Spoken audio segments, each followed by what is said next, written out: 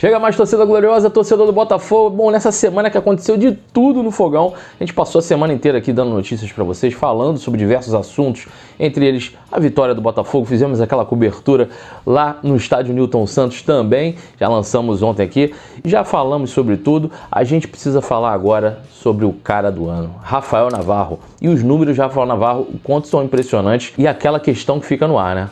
Navarro fica ou vai embora? Eu vou contar sobre o jogador mais decisivo do ano, depois da vinheta. Somos quase 34 mil inscritos aqui no Gigante Glorioso. Você que ainda não se inscreveu, se inscreva aqui no canal, deixa seu like, dá aquela moral pra gente. E você que já é inscrito, considere ser membro aqui do Gigante Glorioso. E para vocês que usam o Twitter, segue a gente lá. O Twitter do Guilherme passando aqui embaixo, para vocês poderem dar aquela moral pra gente, que vira e mexe a gente coloca alguma informação lá a respeito do Glorioso. E aqui do canal, as novidades também a gente está sempre colocando no Twitter. E esse vídeo aqui é um oferecimento da K10 Investimentos, que é a nova parceira aqui do Gigante Glorioso. A K10 Investimentos é a primeira bolsa de jogadores de futebol do mundo. É isso aí. Se você quiser saber mais sobre a K10 Investimentos e como é que funciona essa participação, como você adquire os tokens, tem um link na descrição desse vídeo. Clicando nesse link você dá aquela ajuda aqui pro canal também. Bom, a gente precisava fazer um vídeo aqui dedicado a falar sobre Rafael Navarro.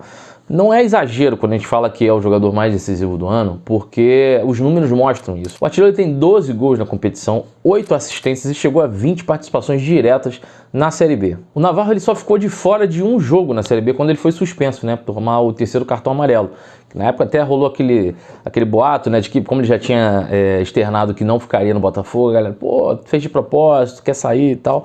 E acabou que não foi nada disso. O Navarro continuou fazendo seu papel, cumprindo seu papel, né, que está no seu contrato, que é o que ele precisa fazer. Até o término do contrato do Navarro, ele precisa entregar aquilo que a gente espera dele, né? Ele tem um gol e uma assistência a cada 127 minutos, cara. Então é mais ou menos... Ao todo, ele ficou em campo por 2.536 minutos. E é uma média que poderia ser diferente caso o Navarro completasse as partidas, né? Com mais frequência, por exemplo. Porque, principalmente depois da chegada do Henderson, o Rafael, ele geralmente sai para a entrada do Rafael Moura, né? Para a entrada do He-Man. Dos 30 jogos que o Rafael disputou, apenas 6 partidas ele ficou até o final. E depois da chegada do Henderson, só teve um jogo que ele ficou até o final sem ser substituído. Na matéria de hoje do GE, eles fazem um levantamento interessante aqui. Porque mesmo com o Rafael ficando menos tempo em campo no período do Anderson Moreira, ele conseguiu ser um pouco mais efetivo no aproveitamento dele, né? Ele coloca aqui que o aproveitamento do Rafael é maior do que anteriormente, e com o Henderson ele participou de 3 gols a cada 4 partidas, né? Que antes era uma média de 1 gol a cada 2 jogos, né? Então, o fato do Botafogo ter o ataque mais positivo da Série B também, depois da chegada do Henderson, isso influenciou bastante a aumento de participação do Rafael, né, cara? Então, a gente vê que o esquema, o estilo de jogo que o Henderson conseguiu impor pro Botafogo ajudou a maneira do Rafael jogar, a maneira do Rafael finalizar, né? Ele quase que dobrou a sua participação em gols depois da chegada do Anderson Moreira, né? Na verdade, ele participou da metade das participações em gols do Botafogo, né? Foram 8 gols e 6 assistências. Então, é um número significativo, né? A chegada do Anderson Moreira para o futebol do Rafael foi excelente, né? E, obviamente, o reflexo é em campo, né? O Botafogo só tem a ganhar com essa parceria aí, né? O Henderson facilitou o trabalho do Rafael e o Rafael vai entregando aquilo que o Henderson propôs para ele. Nessa tabela que você está vendo aí, a gente consegue enxergar o Rafael aí com 12 gols e 8 assistências, 20 participações em gols, e logo atrás deles o Jean Carlos, um nome interessante também do Náutico, logo atrás do Rafael Navarro com 10 gols e 8 assistências, né? Com um total de 18 participações em gols, né? Aí depois seguido do Regis, do Guarani, Léo Gamalho, Edu do Brusque, o artilheiro, e o Diego Torres do CRB, ainda tem o Chay do Botafogo, né, Vinícius do Náutico, Bruno Sávio e o Aleph Manga, né, completando aí a tabela. Bom, a gente sabe que a situação do Rafael Navarro não é uma situação fácil de se resolver, né, vai ser muito difícil o jogador permanecer no clube, mas o Botafogo ainda não descartou as possibilidades de manter o jogador.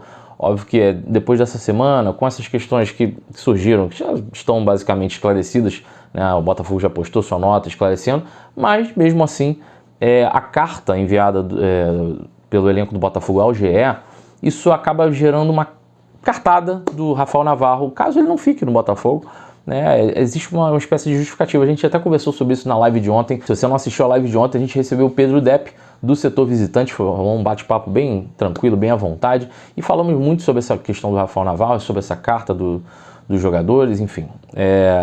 Só pegando um gancho nessa situação, o Rafael Navarro acaba criando uma justificativa com isso, né? Então, quando o jogador não permanece no clube, essa carta ela acaba criando um efeito de justificar o porquê que o jogador não ficou, né? Então, até esse momento, a decisão era puramente uma escolha do jogador por si só, de querer jogar num outro clube, querer ir para o futebol europeu ou um outro clube da Série A, que eu acho difícil, mas não tinha uma situação que forçasse um pouco mais a barra.